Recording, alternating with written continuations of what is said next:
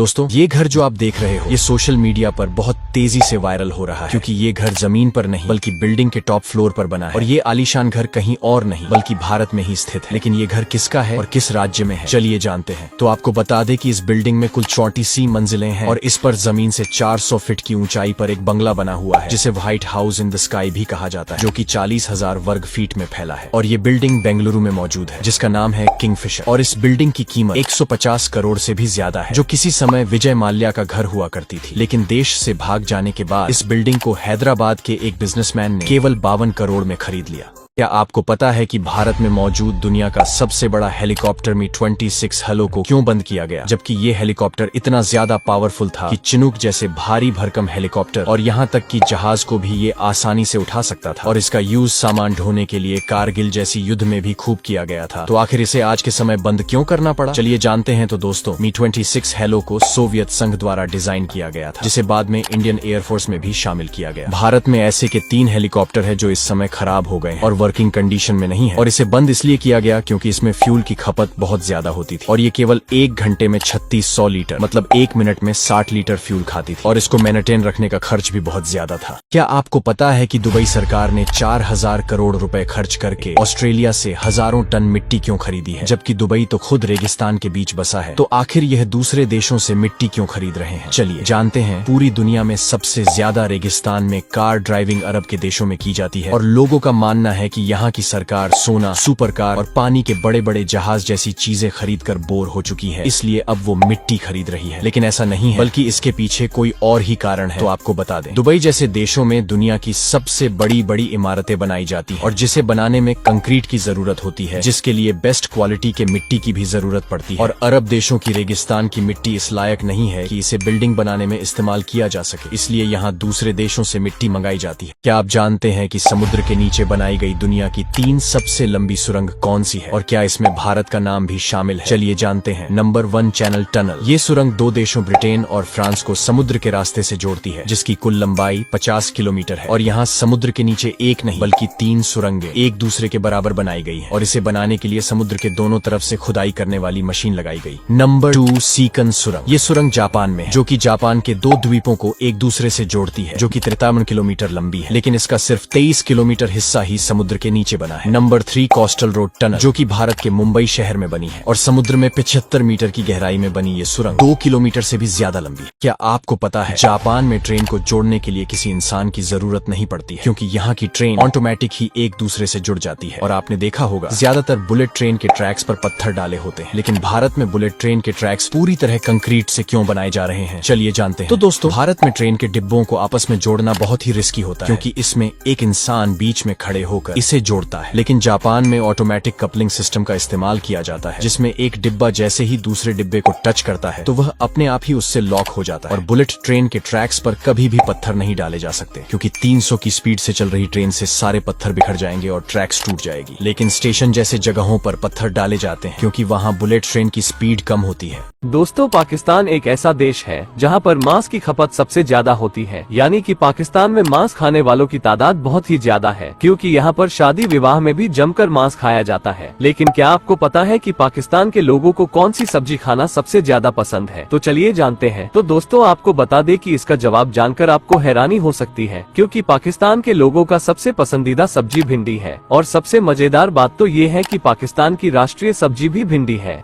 दोस्तों, किसान खेती के लिए नई नई तकनीक सीख रहे हैं। ऐसी ही एक तकनीक है टनल फार्मिंग। तो आखिर टनल फार्मिंग कैसे की जाती है, तो चलिए जानते हैं। दोस्तों, सबसे पहले आपको बता दूं कि लो टनल को पॉली हाउस का छोटा रूप कहते हैं। इस तकनीक से खेती करने में काफी आसानी होती है। इसमें कम ऊंचाई पर 2 से 3 महीने के लिए खेती की जा सकती है। इस तरह के खेती में बिन मौसम के भी सब्जियों की खेती की जा सकती है। इसमें फसलें भी 2 से 3 महीने पहले ही पककर तैयार हो जाती है। ऐसे में किसानों को जल्दी जल्दी नई फसल लगाने का समय भी मिल जाता है। यहाँ तक कि इस तरह के खेती से फसलों में कीड़े लगने का डर भी कम रहता है।